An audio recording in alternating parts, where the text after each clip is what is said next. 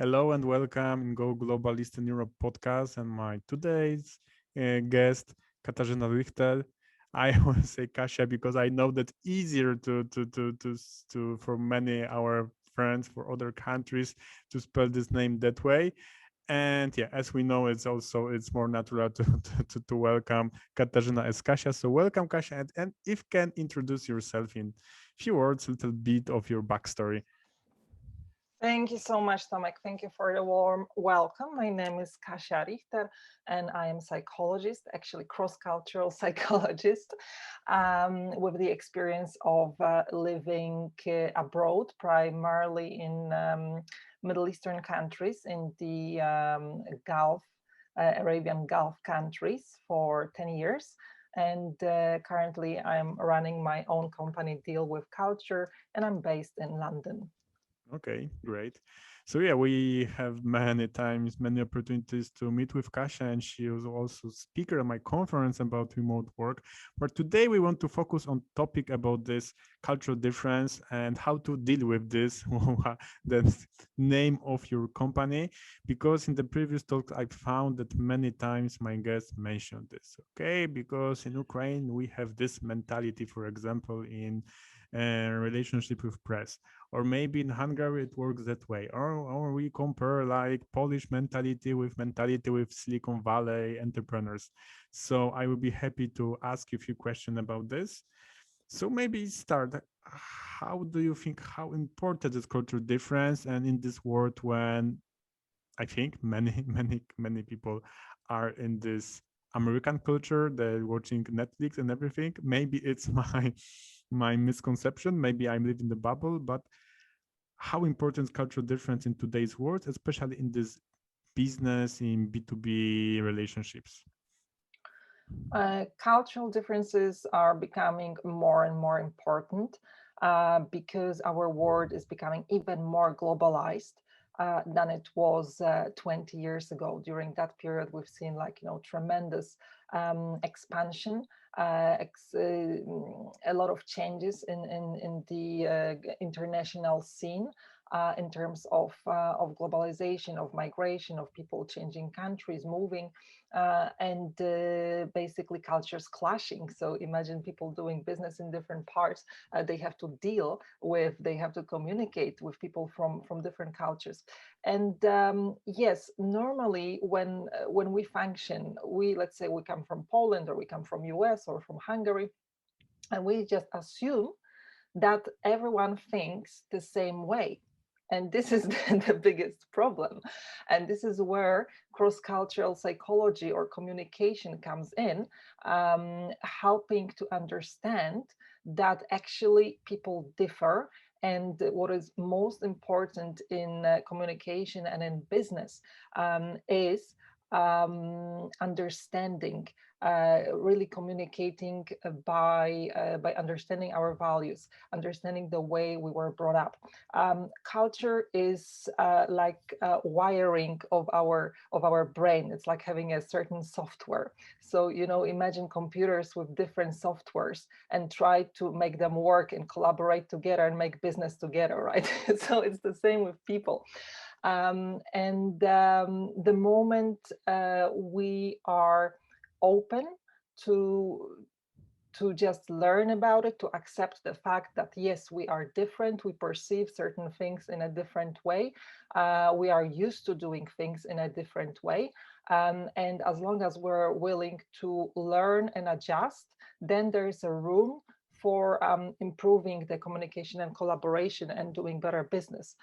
So in a nutshell, that's I think what Okay. the cross-cultural communication is.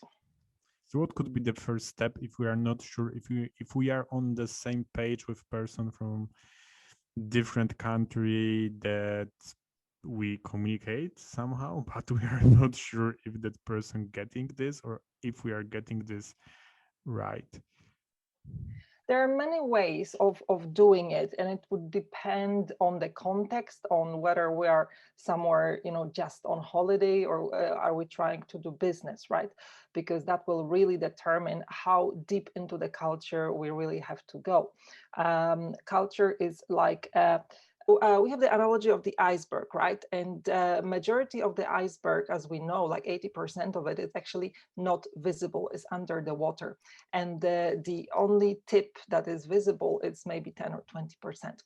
And this is the same with culture. What we see is the tip. So what we see when we go, when we deal with other people and we are in a different country, we see that there's, different cuisine, that we enjoy different food, right? We enjoy different music. Maybe we like, different surrounding. It's architecture, the way people live.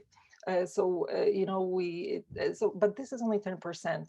And what is the most important part, actually, it's not visible, it's under the water. It's like, why people eat this food, why people wear those clothes, why is it this way? So the why is basically our software of the brain, it's our values, it's our beliefs. And the moment you learn the beliefs, then you can communicate. So how to do it? You can do it by participating in culture and observing. So basically, let's say you go for a conference, or you go and visit certain country, and you just observe other people, right? And you copy them, you copy the behavior. A good shortcut frequently used in business because of time, and time is money in business, is using like a cultural translator, right? So basically somebody, like for example, in Korea, when I was doing recruitment of Korean candidates to be cabin crew in Qatar Airlines, we were using agency. And the agency was run by a lady who was Korean, but she had the experience of living in a foreign culture, like, in America for 20 years. So she was exposed to foreign culture. She was speaking English fluently. And so she knew the Western culture and she knew the local Korean culture. So she was like a guide, right? For both sides, actually, for Qatar Airways as recruiters, and for the candidates who were trying to get the job. So basically, using it's like a translator, like a guide, somebody who is already familiar. So let's say you are going to Ukraine. And you want to, as a Polish, or maybe the other way around, but it doesn't matter because we're talking here about the expansion.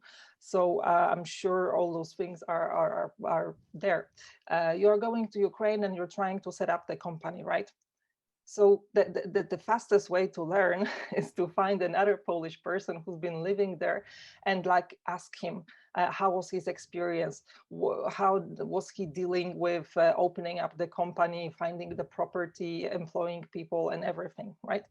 So basically we're tapping into somebody else's experience. This is the shortcut. What else? In a day-to-day communication, basically, we cannot be afraid. We cannot be afraid of making mistakes because, showing respect in different cultures is different. So we sometimes unwillingly will offend somebody. Okay, so it is.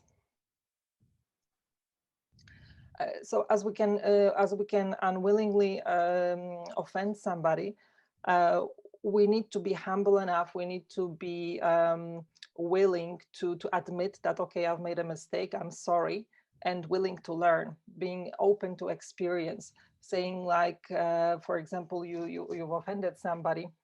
I said like, I didn't mean it, I didn't realize it will be offensive for you. Please show me. Show me, how do I do this? How do I greet properly? How do I express gratitude properly? How is it done, in your culture?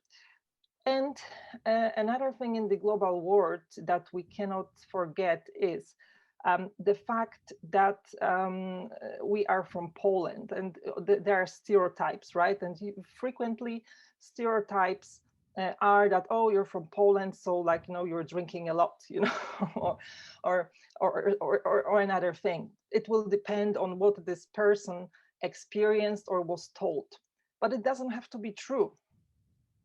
So So we are always, as let's say Polish people abroad, we are ambassadors. So we will be representing Poland, and we will be teaching other people, like, okay, I'm Polish, but it means also that I have a good work ethics, or I can be specialized in a certain field. And then we also change that perception.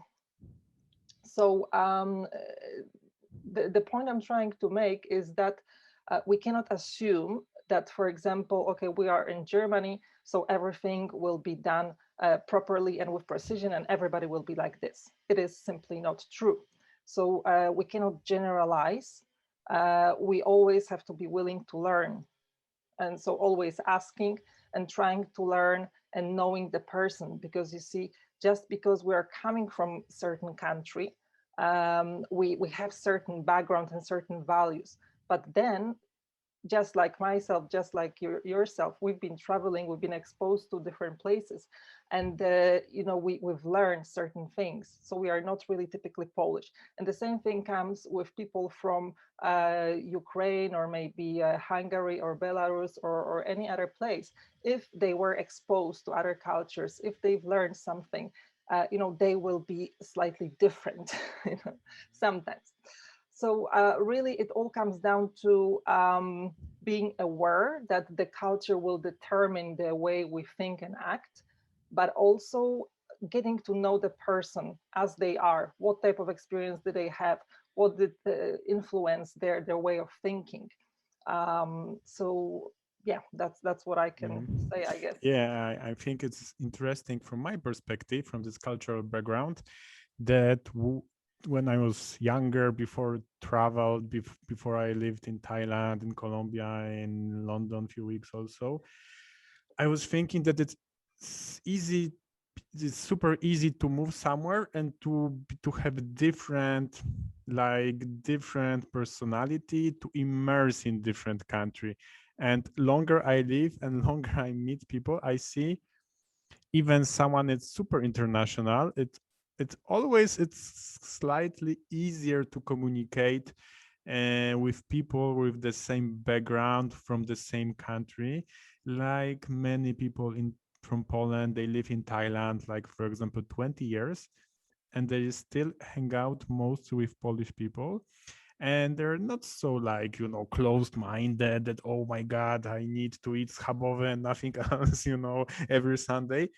No, that people like, Thai wives and Thai kids, and they're super immersed in this country. And they have I saw that they had this feeling, yeah, I can, be myself, like meeting with all these Polish people. So I found that when we are traveling, it's we learning then and doing business with people from different cultures, that it's possible to communicate.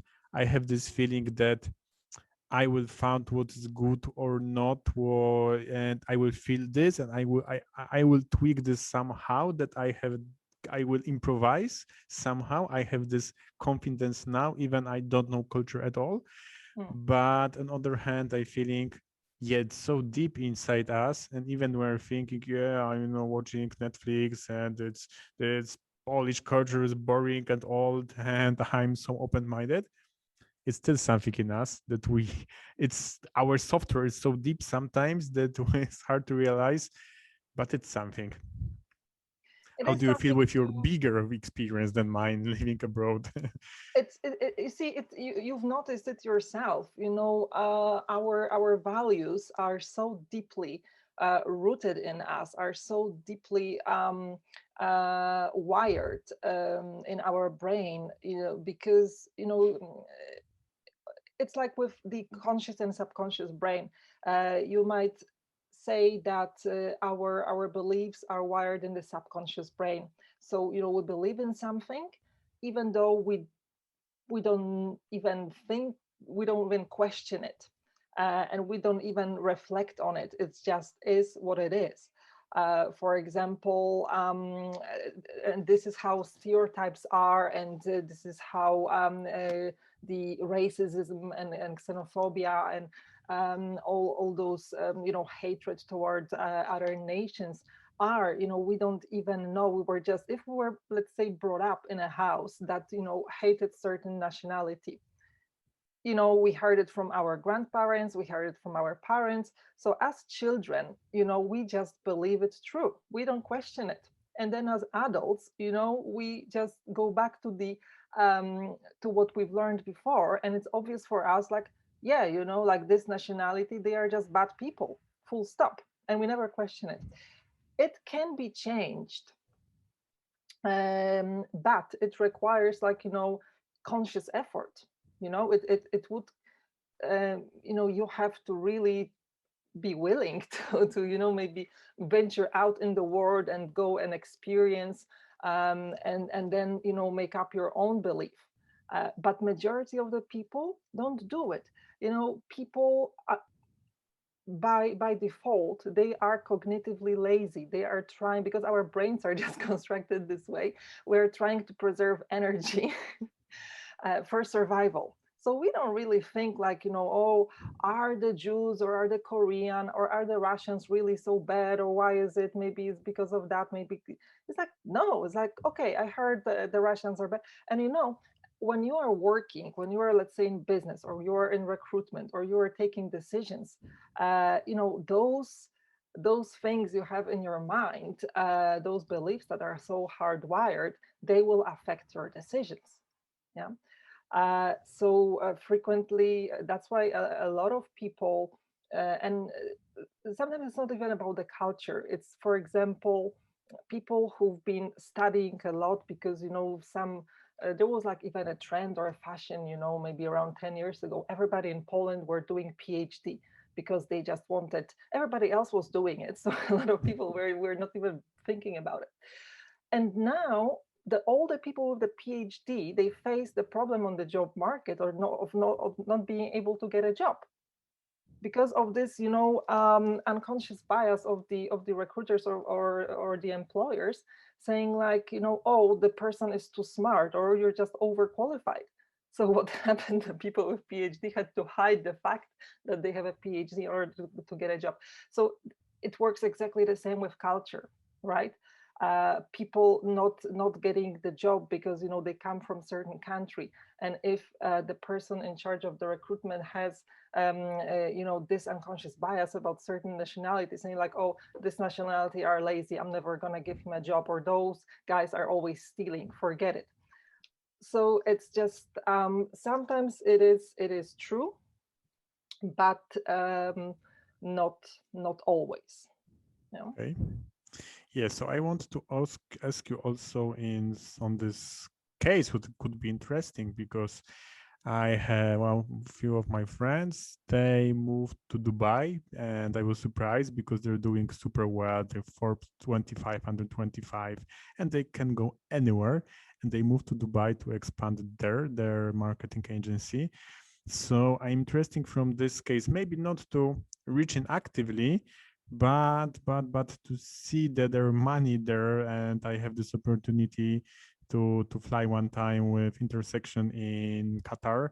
So how can you mention a few tips about dealing with people from Middle East, about this business relationships, what not to do for sure, to not destroy opportunity for making good business, especially in this tech space, new technology, something like this. But of course, in general, how to not destroy opportunity to do good business relationship with them. First thing you have to remember, Dubai, and the entire United Arab Emirates are very much multicultural type of place, right? Where the dynamic is very specific because the nationals, the Emiratis, are only 10% of the entire population, right? And the rest are just foreigners, and primarily they are workforce in all different, across different levels of industries and different positions. So the first question is, who are you dealing with? The probability that you will be dealing with an Emirati is actually quite slim. So usually in the managerial positions, I mean, it differs from the industry, but you can be dealing with somebody from India, from Australia, from South Africa, from Europe. So it's really it's again, you are falling into the generalization. What do you know about India? You know? Mhm.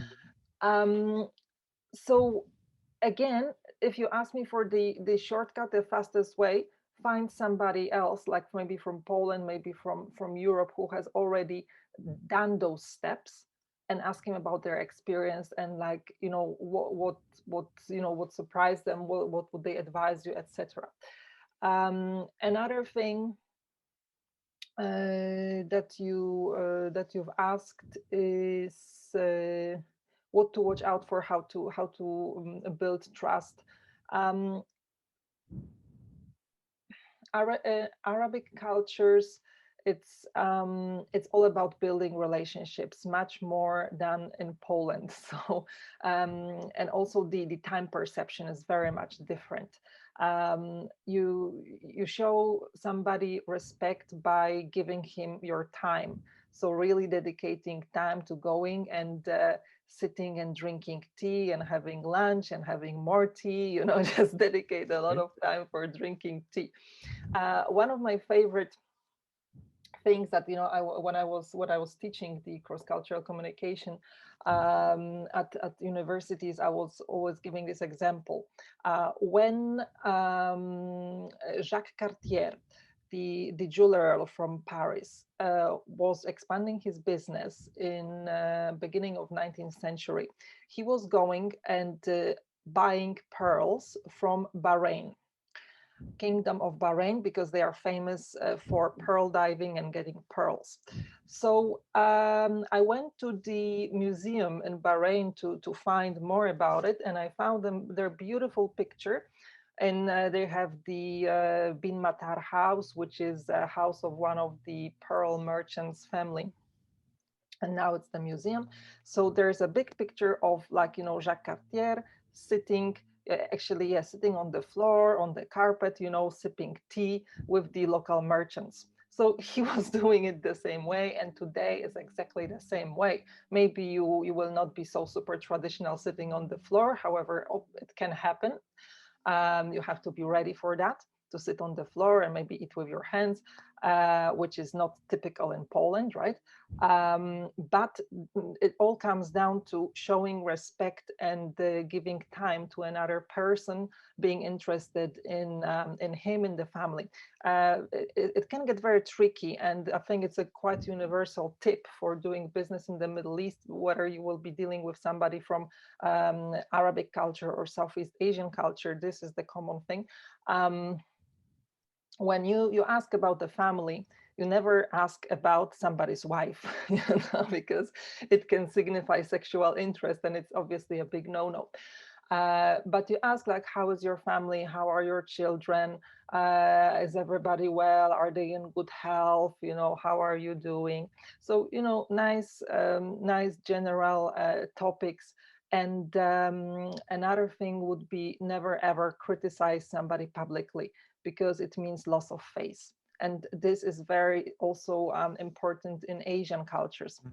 Like in Thailand also, it's super Yes, important. Mhm. yes, you never ever criticize somebody publicly. If you have to do it, you really make sure it's face to face, and also it has to be in a more, like, very diplomatic way. You don't go very much direct. Yeah. Okay, and joking about joking, criticizing also no go. Like joking Okay, joking is the humor is the most difficult part to okay. translate. It's the most difficult. If you haven't noticed by now, that Mhm. Thais will not get your jokes, and Mhm. they might even get offended. Arabs are the same.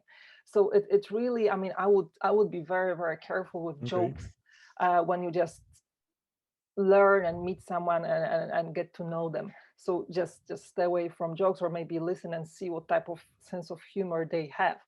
And sense of humor is also, like, joking together is a big, it signifies, like, building a good relationship, having this relationship evolve to a certain level that you can joke together. So it's a sign that, okay, you're Okay. going in a good direction in terms of building the relationship with someone. But I wouldn't just try to joke with somebody that you don't know, that you're meeting for the first time. I would be cautious there, Okay. because you can just offend somebody, or somebody's, feelings, somebody's family, and you don't know how important certain things are. So no, the jokes are. I would be cautious. Yeah. Okay. So as you say, the relationship is so important. So my idea, okay, to check the water, is it any opportunity for us would be to combine vacations and go for some conference. So tell me, please, if I'm in the conference, is it the same networking like in Western world that hello, what are you doing, and and and saying hi with the hand, or should we do is in some other way to meet people during some business events? Yes and no.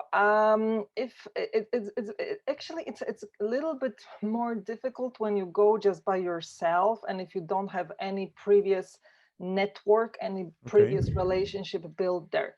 It will be a big difference for you if you go, like, introduced by somebody who is already in the network.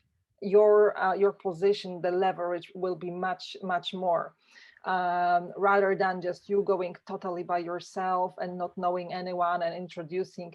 Because it's I mean, this is again quite general, but it applies. I'm not saying, like, it will be the rule, because obviously in the IT sector, or the new companies, it's and people who are really business oriented, it will be probably a little bit more westernized.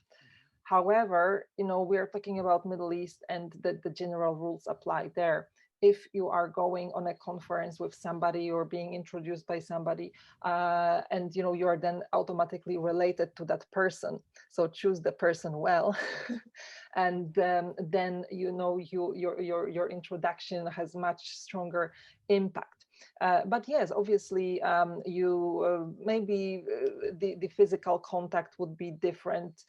So only give somebody hand when somebody extends it to you, because you might be dealing with people who are basically quite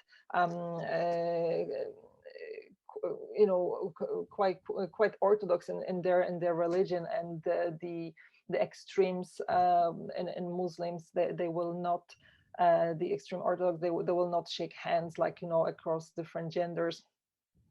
But then what to do is, like, you just put your hand on your heart, and you just give a small bow. So this is showing, like, a sign of respect and hello.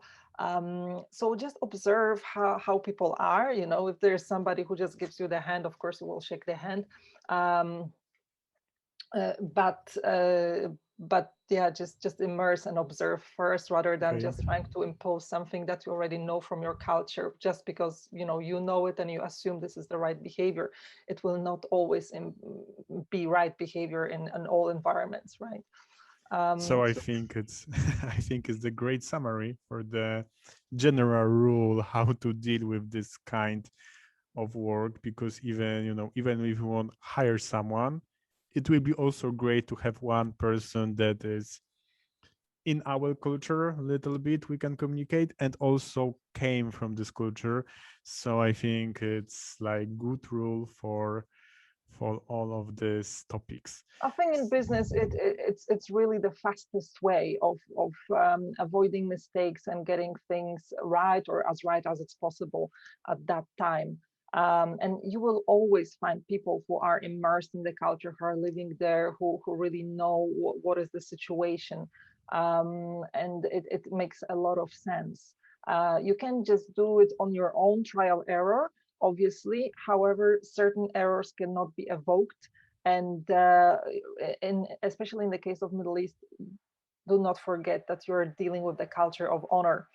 So so saving the face, and they can be quite sensitive to not losing the face. So, for example, if you, yes, criticize somebody publicly, or say something that might offend them, it can just basically eliminate. So I think in case of Arabs, as a summary, I would say, really look at them as through the lens of human needs, like, rather than business first. So if you're running the meeting, make sure somebody is well, he's comfortable, he got the water, he got the coffee, he's just like, he's not agitated, he's relaxed.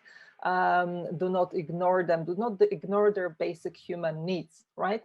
And then you have the starting point to talking about business, because he will see that, he or she will see that, you are respecting their human needs. And in Asian cultures, you've noticed it's also similar. The Asian people in Thailand, they would not ask you how are you, they will ask you, have you had breakfast, have you had lunch, right? Are you well, are you fed, are you calm?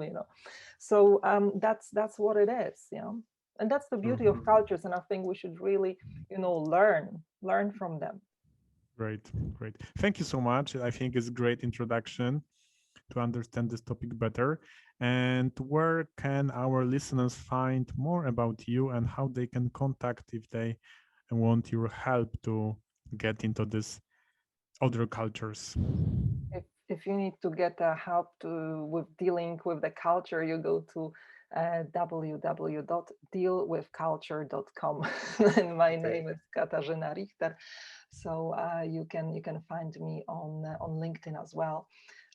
And I'm happy to help. I'm offering free discovery calls, just if I can assist in any navigating through business and culture. I'll be happy to assist. Super great. Thank you so much and see you next time in real world, I hope. I hope so, Bye Tomek. bye. Take care. Bye.